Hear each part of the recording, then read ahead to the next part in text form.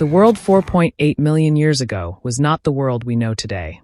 It was wilder, harsher, and untamed. Great forests spread like endless oceans of green. Rivers twisted like silver snakes across the land. Herds of giant animals roamed freely. Massive elephants with straight tusks, powerful saber-toothed cats, and giant birds that could outrun most creatures. Amid this raw, dangerous beauty lived the earliest forms of humans, small, clever, and fragile compared to the beasts around them. They had no sharp spears, no bows, no fire.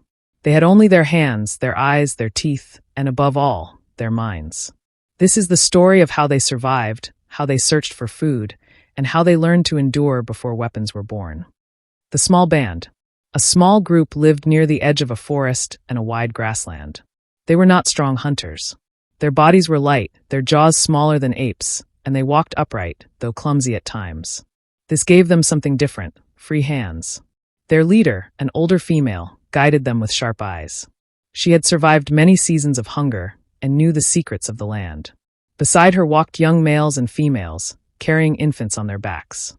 Each day was a test. Without food, they would not last long. Searching for roots and fruits. The first source of food was the forest itself. The group moved silently under the canopy, searching for fruits that had fallen. They sniffed the air, looked up at branches, and listened for the rustle of birds and monkeys who often reached the trees first. A young male found a cluster of yellow fruits, round and sweet-smelling. He picked one and bit into it. The juice was sharp but safe. Soon, the group gathered more, eating quickly before larger animals came to steal their prize. They also dug with their bare hands. The soil was soft after the rains, and the leader showed them how to pull out roots and tubers. These starchy treasures were hidden meals. They chewed them slowly, filling their stomachs, though the taste was bitter. Competition with other animals. But life was never easy. Food was never enough. The band always faced competition. Birds swooped down to steal fruits. Wild boars dug the earth faster than human hands. Sometimes, even dangerous animals were drawn to the same meals. One day, as the group picked berries near the forest edge, a great bear-like creature appeared. Its nose twitched, smelling the fruit. The humans froze. They had no weapons to fight. Instead, they relied on their ancient skill, caution. Slowly, they backed away into the shadows. Their hearts raced, but their silence saved them. The animal growled, ate, and left. The humans had lost their food, but they kept their lives. The river's gift. Water was life, but it was also danger. The wide river near their home gave them food if they were clever. During dry seasons, fish sometimes got trapped in shallow pools. The humans learned to grab them with quick hands, smashing them on rocks to stop their struggle. But they were not the only ones who knew this secret. Crocodiles lurked under the water, their eyes just above the surface. One careless step, and death would come in a flash. So the group learned patience. They watched the river for hours, throwing stones into the water to test for danger. Only when the river was calm did they dare to step forward. They ate fish raw, their teeth tearing the soft flesh. The taste was strong, sometimes bitter, but it gave strength.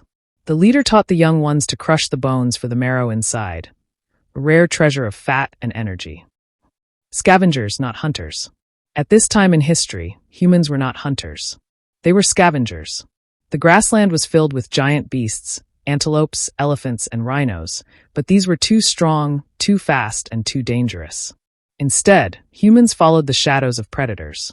When lions or saber-toothed cats killed, the humans waited at a distance. They listened for the growls and cries of a feeding frenzy. Only when the predators left, their bellies full, did the humans approach. The smell of blood was strong. Flies swarmed around the carcass. Bones lay broken, but scraps of meat and fat remained. The humans used sharp stones, not yet shaped into tools, just jagged rocks picked from the ground, to cut and tear. Their stomachs turned at the taste of rotting flesh, but hunger was stronger than disgust. This act was dangerous. Sometimes predators returned. A young male once wandered too close to a half-eaten zebra. The hyenas returned suddenly, their jaws snapping. The humans screamed, waving their arms, but the young male barely escaped, bleeding from a bite on his leg. The lesson was clear: food was never free. The power of hands and mind. Though they were weak compared to beasts, humans had one gift no other animal had: the ability to think ahead. They learned where certain trees dropped fruit each season. They remembered which river bends trapped the most fish. They noticed that vultures in the sky often led to carcasses. Slowly, these memories became survival maps. They also used their hands in clever ways. They picked up stones to crack nuts. They used sticks to dig deeper for roots. They even waved branches to scare off smaller predators. These were not yet weapons, not yet tools, but they were beginnings. The hunger season. But not every season was kind. There came a time when the rains failed.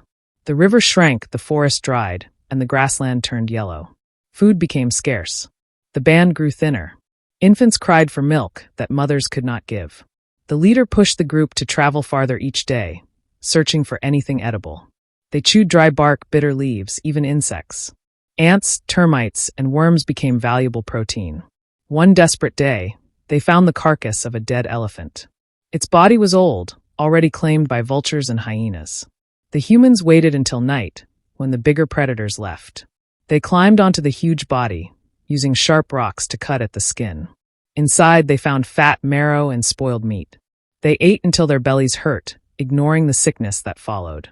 For them, survival was more important than comfort. Lessons of Fire, the Dream of Tomorrow.